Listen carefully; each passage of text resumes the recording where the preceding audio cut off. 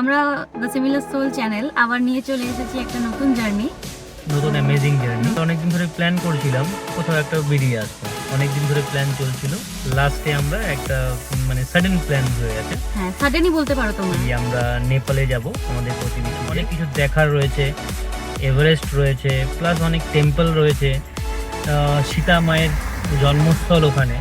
তো প্ল্যান ছিল আমাদের আগেও, বাট এক্সিকিউট করতে পারিনি। তো এবার আমরা প্ল্যান করেছি যে আমরা ওখানে যাব। অলরেডি আমরা একদিন পেরিয়ে এসেছি, কলকাতা থেকে জার্নি স্টার্ট করে ডালখোলাতে এসেছি।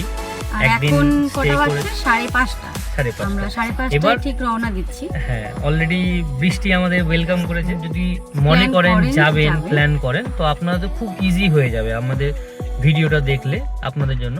সেটাই আমাদেরও ইচ্ছে, এবং সঙ্গে আমরা যেগুলো যেগুলো জায়গায় যাব সবকিছু আপনাদের সঙ্গে শেয়ার করব।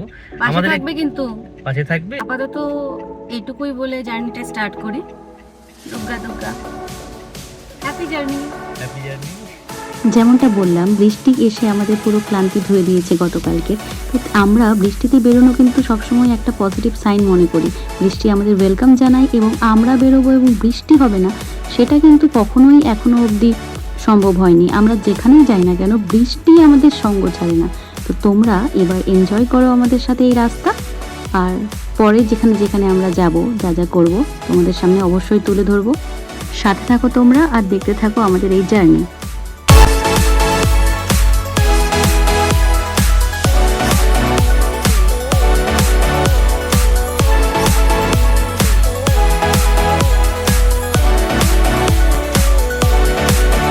দেখতে দেখতে আমরা পৌঁছে গেছি নেপালের বর্ডারের একদম কাছাকাছি।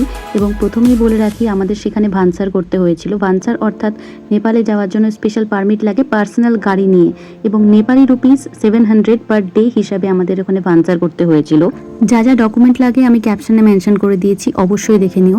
আর ভানসারের কাগজ ছাড়াও আমাদেরকে একটি স্টিকার দেওয়া হয়েছিল, যেটি থাকলে পুলিশ রাস্তাতে সেরকমভাবে কোনো রকম আমাদেরকে আটকায়নি, বা আমরা বিরক্ত হইনি বলতে পারো।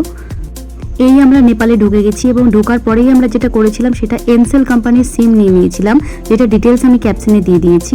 নেপালের বিরাটনগর টাউনের পরেই ঠিক এই রাস্তাটি আমরা পেয়েছিলাম, যার থ্রু দিয়ে আমরা গেছি সিন্ধুলিগাডি বলে যে জায়গাটি, সেখানে। সেটি একটি পয়েন্ট, অ্যাকচুয়ালি একটা ফোর্ট, যেটা পাহাড়ের অনেক উচ্চতায় অবস্থিত, এবং সেটি নাকি ব্রিটিশও দখল করতে পারেনি। আর সত্যি এতটাই দুর্গম ছিল তখনকার হিসেবে, ব্রিটিশের পক্ষেও দখল করা সেখানে অসম্ভবই ছিল বলে আমাদের তো তাই মনে হয়েছে। আর এই রাস্তার পাশেই আমরা এক জায়গায় চা খেয়েছিলাম, সেই ফটো আমি এখানে দিয়েছি, তোমরা দেখো অবশ্যই। এই রাস্তাটা এতটাই সুন্দর এবং এতটাই ভালো লেগেছিল আমাদের, আমরা কিছু কিছু জায়গায় থেমেছিলাম।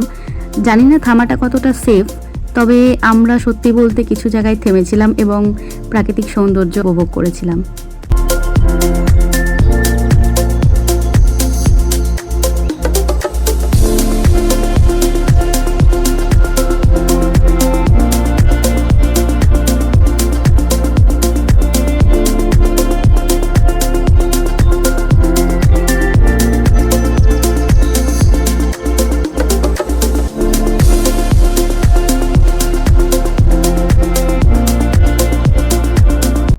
এই হলো সিন্ধুলিগাডি যাওয়ার রাস্তা, যেখানে তোমরা যদি মনে করো গাড়ি নিয়ে আসবে, তো অবশ্যই সেখানে ভালো ড্রাইভার হতে হবে।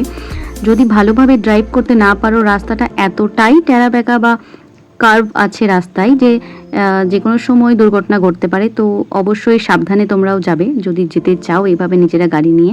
তবে এই যে দেখতে পাচ্ছ গাড়িটি গেল, এরকম বেশ কিছু সুবিধা এখানে রয়েছে। তোমরা যদি মনে করো অনেকজন মিলে আসবে, তাহলে এই টাইপের গাড়ি ভাড়া করেও তোমরা কিন্তু ঘুরতে পারো। আর সিন্ধুলিগাডি একদমই মানে পাহাড়ের টপে।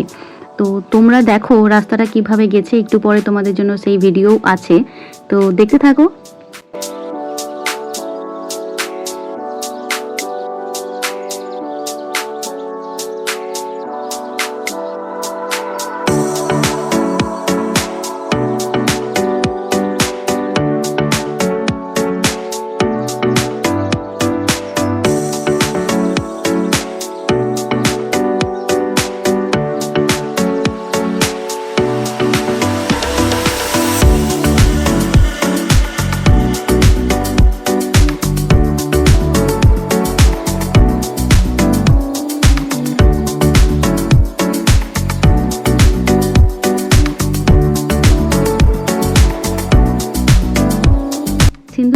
পৌঁছাতে পৌঁছাতে আমাদের প্রায় বিকেল হয়ে গেছিলো এবং পরবর্তীতে আমরা সন্ধ্যাতে এই রিসর্টে এসেছিলাম। এটার নাম হলো কোয়ালিটি বিচ রিসর্ট।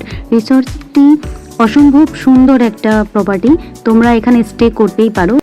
তাছাড়া এখানকার প্রাইসও আমাদের ঠিকঠাক লেগেছিল। আমরা কটেজ নিয়েছিলাম, সেই জন্য আমাদের 3000 পড়েছিল। এছাড়াও আরও 4000, 5000 বা 2500 এরকমও রুম রয়েছে। আর এখানেই আমাদের দিন শেষ করলাম আমরা খেলতে খেলতে। অবশ্যই খেলা যেখানে আছে সেখানে আমরা তো আছি। তো এইভাবেই আজকের ভিডিও শেষ করছি। ভিডিও কেমন লাগলো অবশ্যই কমেন্টে জানিও। আর দেখা হচ্ছে পরের ভিডিওতে খুব তাড়াতাড়ি। এখন টাটা।